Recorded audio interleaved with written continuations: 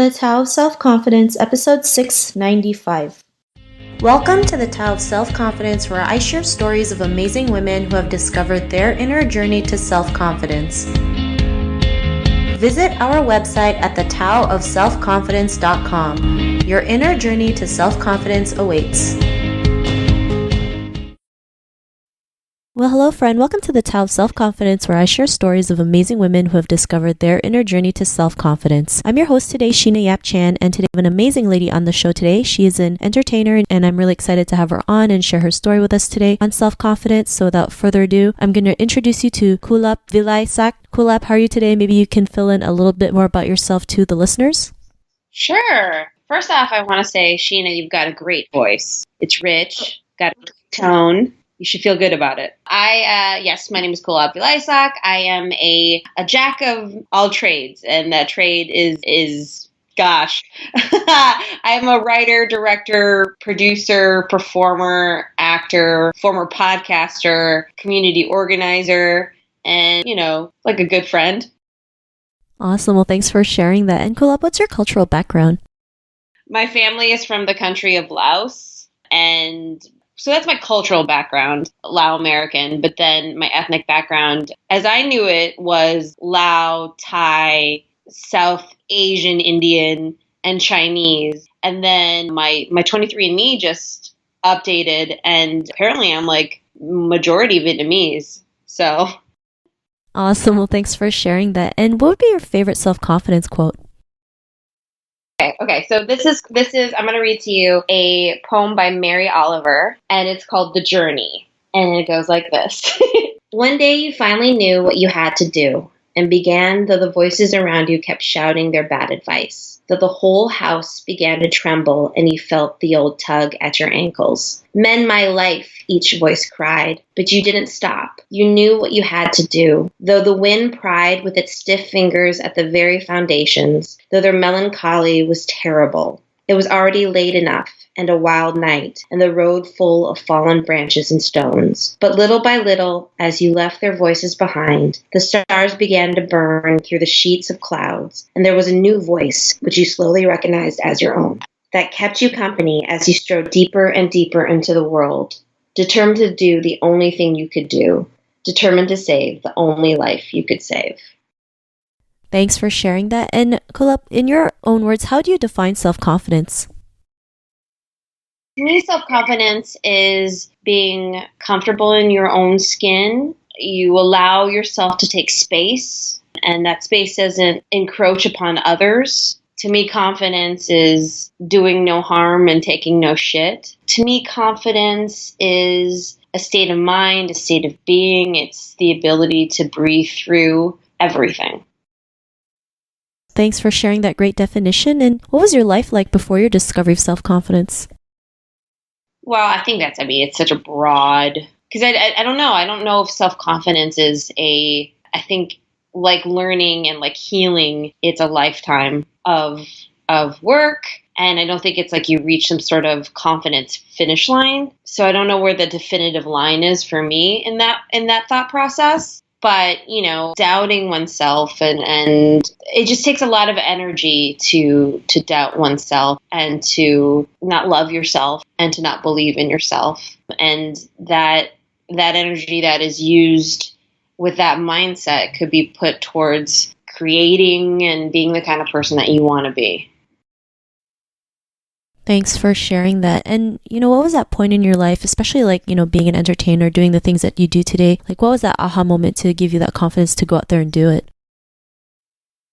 I don't think there's ever, I think there's a constellation of many moments. It's being brave and putting yourself out there. And even though being a performer is about doing that, sometimes we are too scared to be vulnerable, and sometimes we're too worried about being humiliated. And when you get to a place where it's harder to not tell the truth, maybe that's an aha moment. Thanks for sharing that. And I think that's something we all go through, right? Especially that worry. We feel like people are always looking at us, constantly criticizing us, not realizing like, that does happen, especially when you're doing something that you love. But, no matter what, they're just words. And sometimes those people are just scared too. And when you just go out there and show them that you can do it, instead of people like thinking you the worst of you, they're actually cheering you on, because even though if you're making mistakes and falling down, you're still picking yourself back up and you keep going. And, because of that realization, what's your life been like now? Well, just to kind of add to what you were saying before, well, first of all, I would say it's like self-confidence and overcoming self-doubt is like, instead of there being sort of one aha moment, I think it's a pattern and a practice. And there could be one, sure, you could distill and think about like one like origin story. But in truth, it's the small things that you do every day. It's when you're having interactions with people and you feel uncomfortable and you decide to talk to that person about it really close to the time you felt uncomfortable. That's an act of sticking up for yourself. And by doing that, you open the path to maybe it was a misunderstanding, maybe it wasn't, but then you can have a conversation, right? And I think about like when the early days of Bajillion Properties, the show that I created that is now on Pluto TV.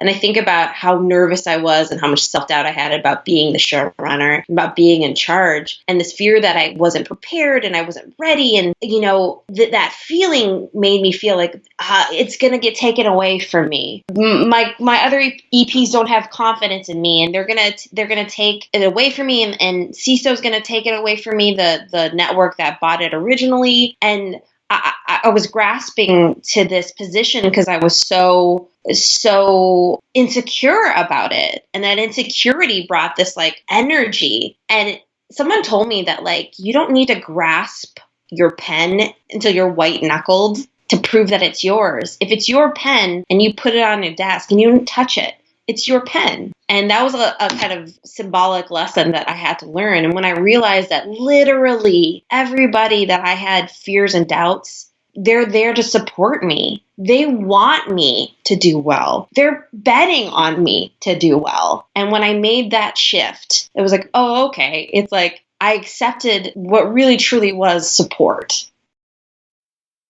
Thanks for sharing that. And, I think that's great. You were able to have that mind shift because, it really does start from like the inside and the way we think and the way we see and perceive things, right? I mean, when we have a big project that comes out, we always feel like we're never enough or, we can't like do the work or not do the work, feel like we're not enough. But really, we are more than enough. We were chosen, for that same reason, right? Because they see something in us. They see that we can do it. We are capable and we just have to show it, right? Show up and do and put the work in. And like what you did, right? Even though you were scared, you realized like, you were chosen for a reason and you went ahead and did it. And you got more love than you realized, more support than you realized. So I think that's great. And for listeners who are listening to your episode and, they're in a similar journey, what would be that one tip you'd give to them?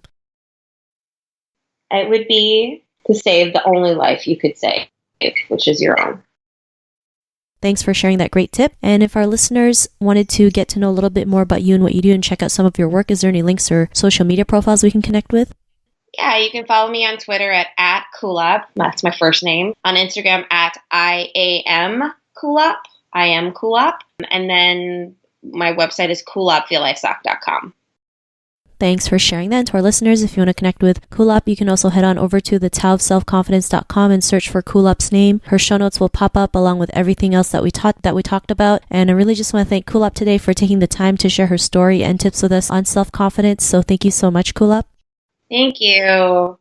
Not a problem. It was really great having you on the show. And to our listeners, be on the lookout for another new episode of another amazing woman's journey to self-confidence. And we'll talk to you soon. Bye for now. Bye. Thank you for tuning in to another amazing episode of the Tao of Self-Confidence.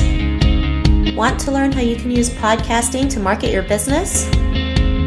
Download your free report by visiting our website at thetaoofselfconfidence.com. Your inner journey to self-confidence awaits.